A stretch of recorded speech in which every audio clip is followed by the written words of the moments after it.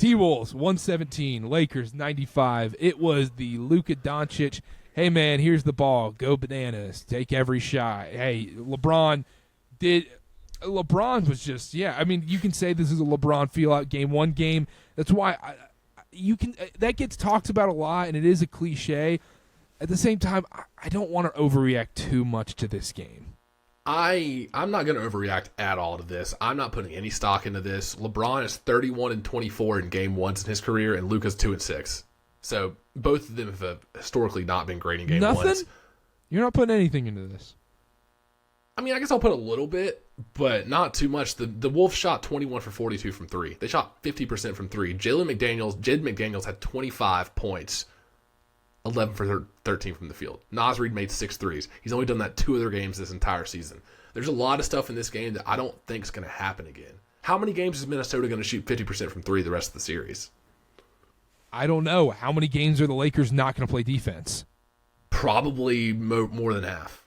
That's what I'm saying. That's the issue. Is obviously you don't want to take too much into this game or really take anything because it's a LeBron Luka game one feel out, obviously. But at the same time, that defense was jarring, and we talked about it over and over going into the playoffs and everything.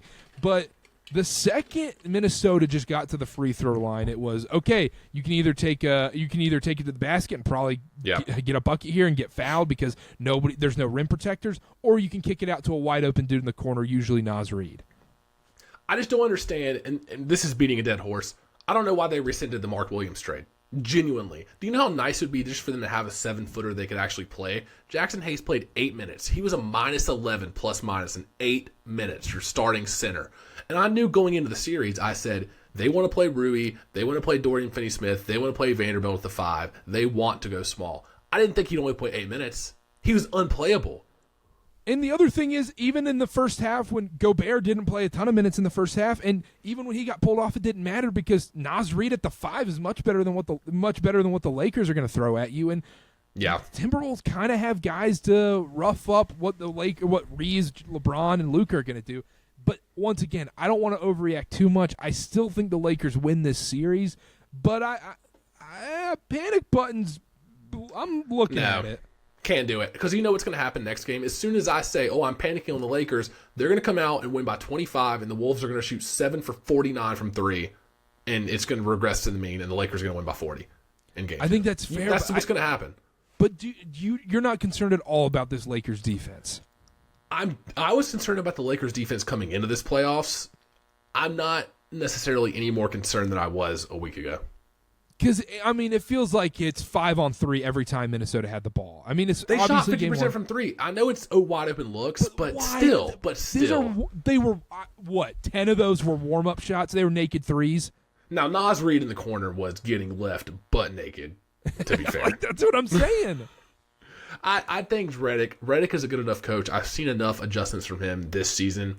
In a 7-game series, I don't think he'll let this happen again. He'll cook something up. Something has to change. But it's just game one.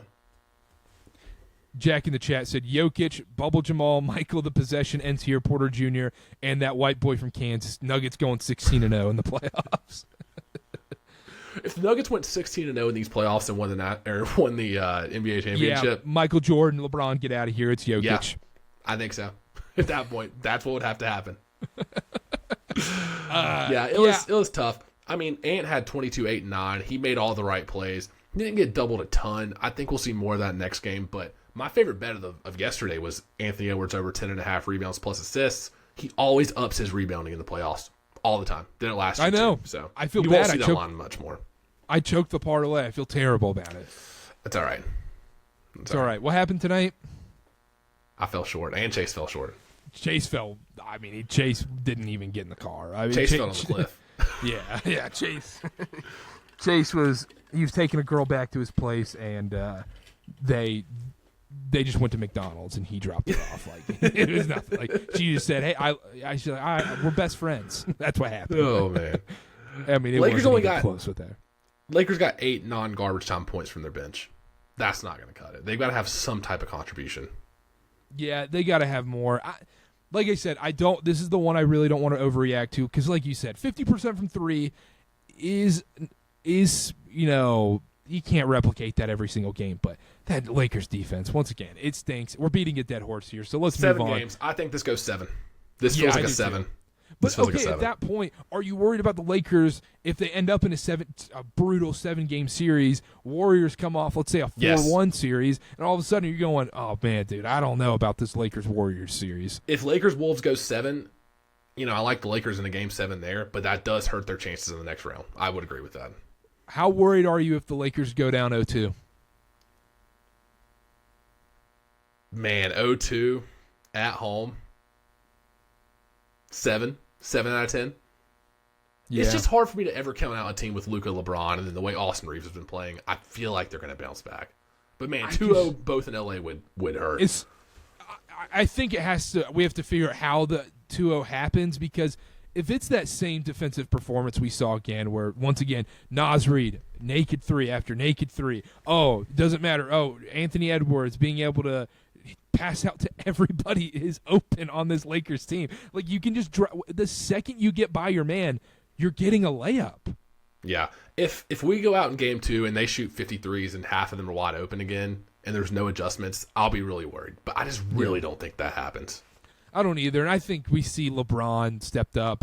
Maybe he flies to Germany in between games and gets some steroids or something, and all of a sudden we're seeing, not 16 or 18 LeBron, but we're seeing like LeBron. We're seeing a good LeBron.